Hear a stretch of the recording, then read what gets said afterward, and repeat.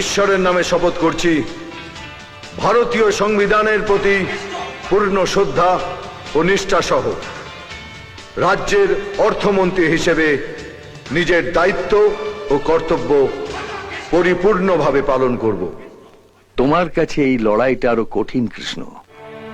স্বরাষ্ট্রমন্ত্রী হিসেবে তোমার মতো একজন লোককে আমার দরকার ছিল, যে সাপুড়ে হয়ে সাপের ঘর ভাঙবে, কিন্তু এখানে ঘরামি হয়ে তোমাকে মানুষের ঘর গড়ে দিতে হবে। আমি জানি স্যার, স্বরাষ্ট্রমন্ত্রী হয়ে যেটা করতে পেরেছি অর্থমন্ত্রী হয়ে সেটা করতে পারবো না। তাই আমি দুটো মগজ আমার সঙ্গে রেখেছি।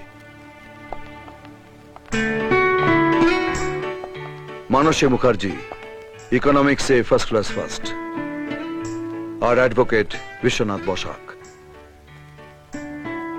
আমরা হলাম কাজ, সততা আর মনুষ্যত্ব, আর এই তিনটে জিনিসই গড়ে তুলবে সোনার বাংলার ভিত।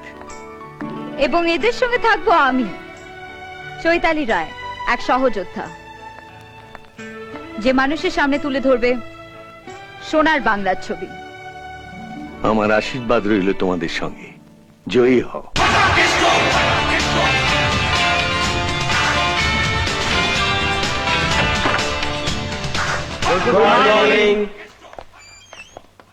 বসুন। গুড মর্নিং না ব্যাড মর্নিং সেটা আমার কথা শেষ হওয়ার পর বোঝা যাবে।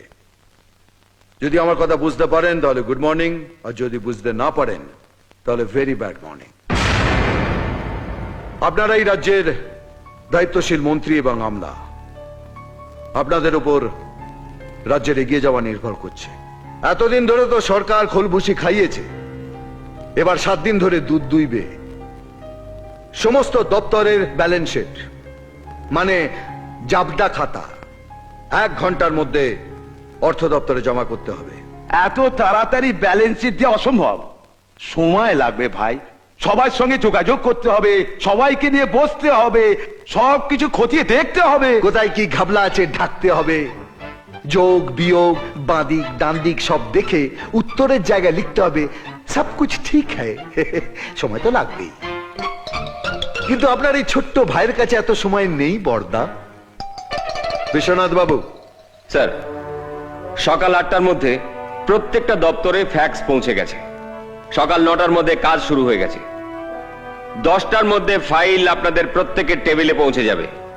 আপনারা এখান থেকে বেরিয়ে শুধু তাতে সই করে দেবেন, আর ফাইল নিয়ে আসার জন্য বাইরে গাড়ি দাঁড়িয়ে থাকবে।